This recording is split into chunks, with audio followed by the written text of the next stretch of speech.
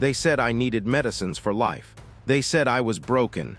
But then I sat under a tree, closed my eyes, and finally I began to heal. Welcome to Wisdom of Sparks, your sanctuary for peace, mindfulness, and deep spiritual transformation. Today, I'll take you on a journey that could truly change your life. Because if you stay with me till the end, you'll discover the secret that even thousands of years ago, the Buddha revealed to his disciples. You can heal yourself completely without a single pill. No, this is not just some motivational slogan.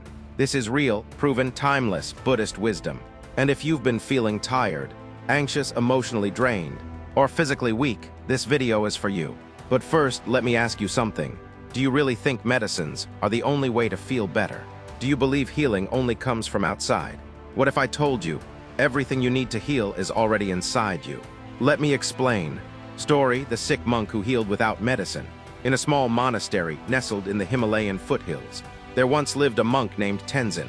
Tenzin was calm, gentle, and full of kindness. But one winter, he fell seriously ill. The doctors in nearby villages said he needed surgery. He needed medicines. He needed hospital care.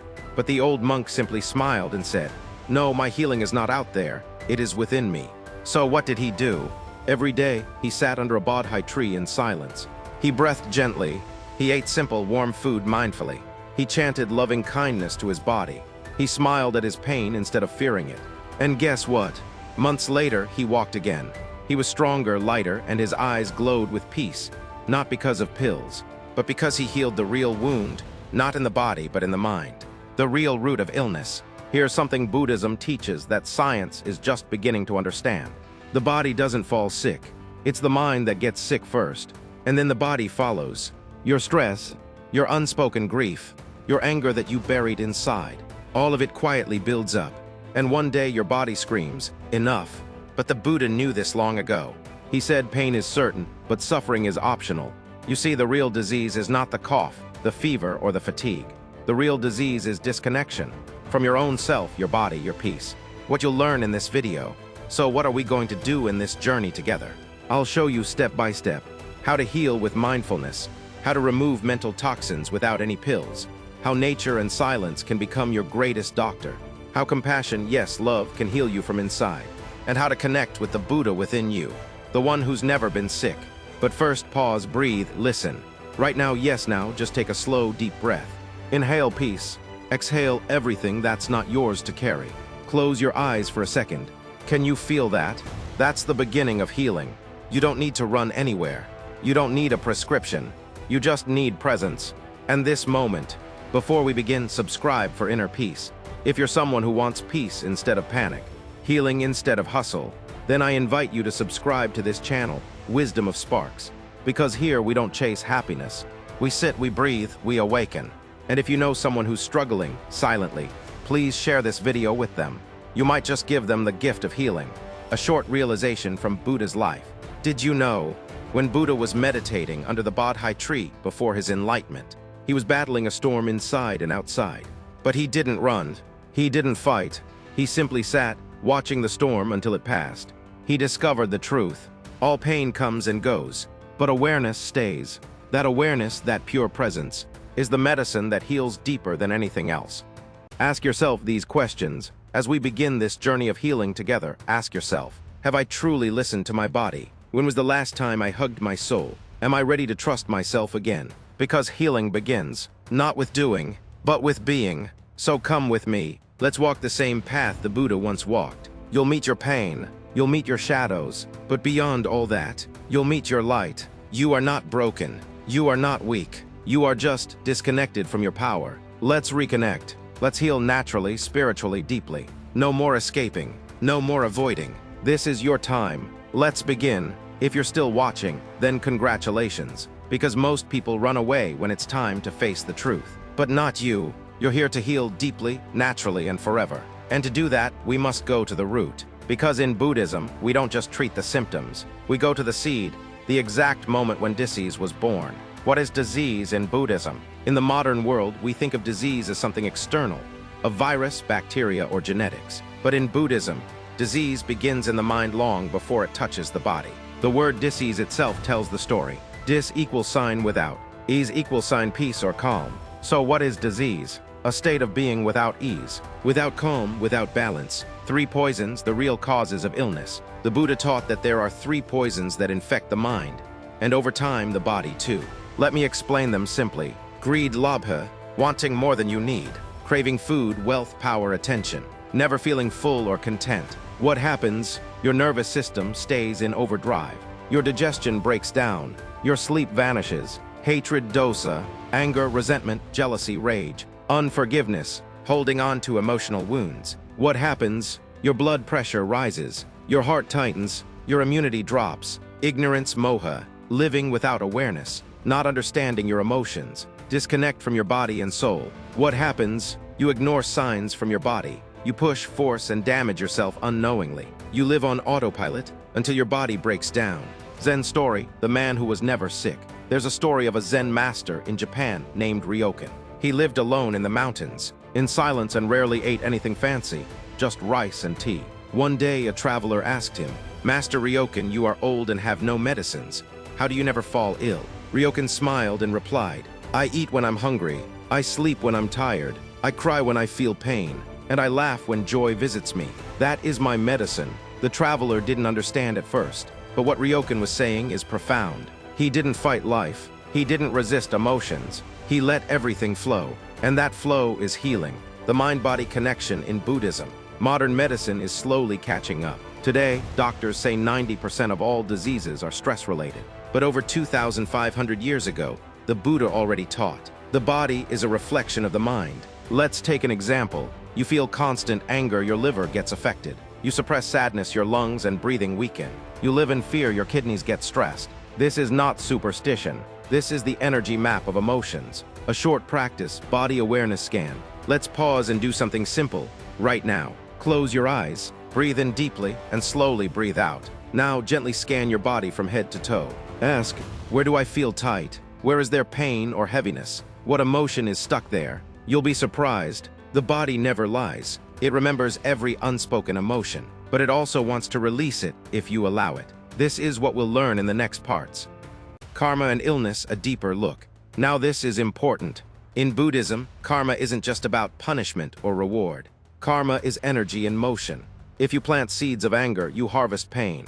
If you live in fear, you attract chaos. If you feed the body with junk and the mind with noise, the result is obvious. But karma also means you can change. You can start planting new seeds right now. So don't feel guilty about your illness. Feel empowered, because you have the power to grow something different starting today. A woman once came to a Buddhist healer in Thailand. She had a stiff neck that no medicine could fix. The monk didn't touch her neck. Instead, he asked, "Who are you refusing to forgive?"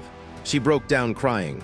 Turns out, she had been holding deep anger toward her sister for years. The moment she released that emotion, her neck pain began to ease. Why? Because trapped emotions create tension. Let them go, and the body begins to flow again. The 5 aggregates, panchakhandha and sickness. The Buddha said every person is made of 5 components. Form, rupa, the body. Feelings, vedana, sensations. Perception, sana, thoughts. Mental formations, sankhara, habits, reactions. Consciousness, vinana, awareness. Disease happens when these 5 are out of balance. You over-identify with the body, rupa. You react to every feeling, vedana. You believe every thought, sana. You get trapped in patterns, sankhara. And you forget to just be aware, vinana. Healing begins when you become the observer, not the victim. Now, if you've understood all this, you already have more wisdom than most doctors learn in years. But don't stop now, because in the next part, I'll show you how mindfulness, just a few minutes a day, can completely rewire your body's ability to heal itself. And yes, we'll also share another story of a monk who cured chronic illness with nothing but awareness. So stay with me. This is just beginning. And if you haven't subscribed yet, please do it now. It helps us share this wisdom with the world. Let's walk this path together. If you've been with me this far, you're already doing what most people never do. You're slowing down and listening to your body and soul. So now let's unlock one of the greatest medicines of all time. It costs nothing, it has no side effects, and yet it has healed millions throughout the centuries. It's called mindfulness, sati in Pali. What is mindfulness? Mindfulness means the art of returning to the present moment, fully, deeply, kindly. Buddha once said, mindfulness is the path to the deathless. Heedlessness is the path to death. When you are mindful, your breath becomes medicine, your food becomes a blessing, your steps become sacred, your thoughts slow down, and your body begins to repair itself. Story: the woman who healed her anxiety with one raisin. In a Buddhist retreat, there was a woman suffering from years of anxiety and digestive problems. She had tried every pill, every therapy, nothing helped. Then the monk gave her one raisin. He said, "Eat it, but do it mindfully." She looked confused. Then he guided her. "Observe it, the wrinkles, the texture. Smell it, notice how your mouth waters. Place it on your tongue, feel the sensation. Chew slowly, listen to the sound. Swallow with gratitude." She cried, because for the first time in years, she was present. Within weeks, her anxiety reduced, her stomach calmed. She had discovered the power of simple awareness. Mini practice, 1-minute healing breath. Let's try something together. Close your eyes. Breathe slowly through your nose. Hold it for 3 seconds. Now exhale gently through your mouth. Again. Breathe in. Hold. Breathe out. Now simply notice the breath, like a river flowing. This is mindfulness. Do this for even 5 minutes a day, and your nervous system begins to heal. No pill needed. Healing through non-reaction. Most of our pain is not from the situation. It's from our reaction to it. When you practice mindfulness, you observe pain but don't fight it. You notice thoughts but don't believe them. You feel emotions but don't become them. That gap between stimulus and response is where healing begins. Part 4, compassion, the hidden medicine of the heart. Now that we've learned how mindfulness helps us listen and observe, let's go one step deeper. Because true healing isn't just about the body or breath. It's about how you treat yourself. In Buddhism, compassion is not a luxury. It is a necessity for survival. And surprisingly, many people are sick not because of their food, but because of the way they talk to themselves. The disease of self-hatred. Think about it. Have you called yourself stupid or useless in the mirror? Do you push yourself even when you're exhausted? Do you forgive others but hold hatred toward yourself? This constant self-attack becomes internal violence. Your body hears every word you say inside. Your cells respond to kindness. They contract in fear, and they bloom in love. Story: the monk and the dying dog. There was once a monk who saw a dog lying injured by the road. Flies were swarming around its wound. Everyone passed by, disgusted.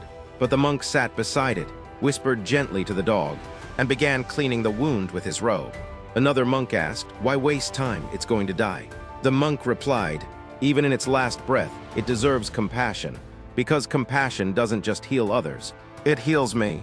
That dog wagged its tail and took its final breath in peace. Healing practice, loving kindness meditation, metta. Let's do a simple heart healing exercise. Close your eyes. Repeat in your mind, "May I be well. May I be peaceful. May I be free from suffering." Now think of someone you love. Say, "May you be well. May you be happy. May you be free." Now think of someone you don't like and repeat the same words. It's hard, isn't it? But this is the work. Every time you send love, even silently, your immune system becomes stronger. Scientific proof: compassion heals. Studies show that when we practice compassion, the body produces more oxytocin, the healing hormone. Inflammation reduces. Heart rate stabilizes. Sleep improves. Loneliness fades. So yes, science now confirms what Buddha taught centuries ago. Self-compassion equals sign self-healing. Repeat after me. I am not a machine. I am a soul in a body that's doing its best. Treat yourself the way you would treat a dear friend. Rest when you're tired.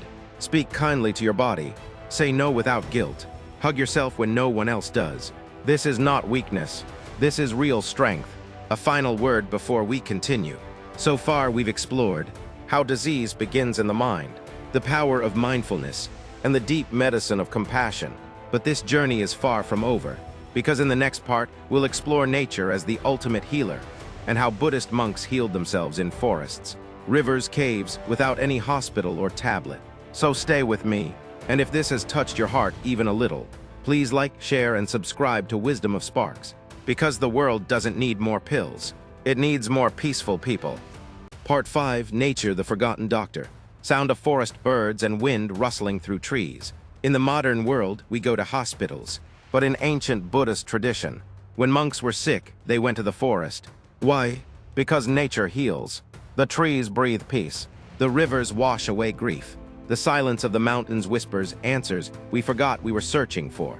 Story: The Sick Monk and the Banyan Tree. A young monk once fell seriously ill with fever. He had no medicine, no help. He dragged himself to a banyan tree, collapsed and lay there for 3 days. He didn't resist. He didn't cry. He listened to the wind. He watched the sky. He surrendered to nature. On the 4th day, he woke up feeling lighter. His fever had broken. Later, he told his master, "The tree healed me." Or maybe the silence inside me did. Practice healing walk. You don't need a forest. You just need to go outside. Walk barefoot on the grass. Touch a tree. Sit under the sun. Feel the breeze on your skin. Close your eyes, smile gently. This is not just walking.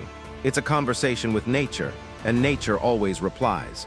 Part 6, Silence, the Sound of Healing. Buddha sat under the Bodhi tree in silence and found enlightenment. Because in silence, everything unnecessary fades, and only truth remains. Why silence heals. When you stop speaking, scrolling, reacting, your nervous system calms, your breath deepens, your body listens, and your soul begins to speak. Story: The Vow of Silence. There's a story of a monk who took a vow of silence for 30 days. He was suffering from migraines and deep sorrow. Each day he just sat, breathed, and said nothing. No distractions, no drama, just presence. By the end of 30 days, not only was the migraine gone, he felt a happiness he hadn't felt since childhood. Mini practice: 5 minutes of silence. After watching this video, try this. Sit somewhere calm. Turn off your phone. Set a timer for 5 minutes. Just sit. Thoughts will come, let them. Don't fight anything. Just be. You'll notice your body begins to relax like never before. Part 7, Food as Meditation. In Buddhism, food is not just nutrition. It is sacred energy. You don't just eat to fill your stomach. You eat to fill your spirit. Story: Buddha and the Bowl of Rice. Before enlightenment, Buddha practiced extreme fasting. He ate barely anything for days. His body became weak. Then a village woman offered him a bowl of rice. Buddha accepted it gratefully. That bowl of rice gave him the strength to sit under the Bodhi tree. And awakened. Mindful eating practice. Next time you eat, try this. Sit in silence. Look at your food, really look. Thank it silently. Chew slowly. Feel it nourish you. You'll digest better. You'll feel full sooner. You'll connect deeply with your body. What Buddhist monks eat: simple food, seasonal fruits, light vegetables, no overeating, always eaten in gratitude and silence. They say too much food dulls the mind. Just enough food awakens the soul. Part 8, Forgiveness, the Inner Cleanser. Many people are sick not because of what they eat, but because of what they're holding onto. Anger, betrayal, regret, shame. Story: The Heavy Stone. A monk once carried a heavy stone in his bag for months. When asked why, he said, "It reminds me of the person who betrayed me." The master smiled and said, "So you carry his mistake every single day. Isn't it time to drop the stone? Forgiveness is not for them. It's for you." Simple forgiveness ritual. Write down the name of someone who hurt you. Close your eyes and say, "I release you. I forgive you. I choose peace." Do it daily. Your body will thank you. Part 9, Letting Go of Control. Most illness is born from the need to control everything. Outcomes: people, your future, your image, your timeline. But control is an illusion, and trying to hold everything only makes you tired and sick. Story: The Sand in the Fist. A student was holding sand in his palm. The tighter he gripped, the more sand escaped. His master said, "Life is like sand. The more you try to hold it tightly, the more you lose. Loosen your grip, let it flow." Letting go practice. Ask yourself, what am I forcing today? What outcome am I obsessed with? Now breathe and whisper, "I let go. I trust the process. I return to peace." Do this daily and watch how your mind and body begin to soften. Part 10, Gratitude, the Ultimate Medicine. When you are grateful, you change your inner chemistry. Gratitude activates healing hormones. It lowers stress. It fills your heart with joy. And joy heals faster than any tablet ever could. Story: The Cup of Tea. A monk once sipped his tea slowly and smiled. A student asked, "Why are you smiling?"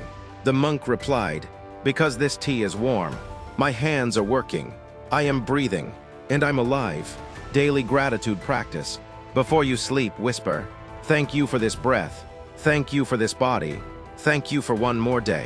Watch how your body begins to heal, not because of medicine, but because of meaning. Final words: true healing is within. Dear listener, if you've come this far, You're already healing, not because I said something magical, but because you showed up for yourself. Let's recap what we learned. Healing starts in the mind. Mindfulness calms the body. Compassion strengthens the heart. Nature, silence, and gratitude are powerful medicines. Letting go and forgiveness are daily vitamins. And food, breath, and awareness are sacred tools. You don't need to run away to a monastery. You don't need to spend money. You just need to return to your breath, to your heart, to your inner Buddha. If this video brought you even one moment of peace, then let's stay connected. Subscribe to Wisdom of Sparks. Comment below what part touched you most. Share this with someone who's struggling, because we're building not just a channel. We're building a community of peace, love, and healing. Until next time, walk gently, breathe deeply, and remember, you already have everything you need to heal.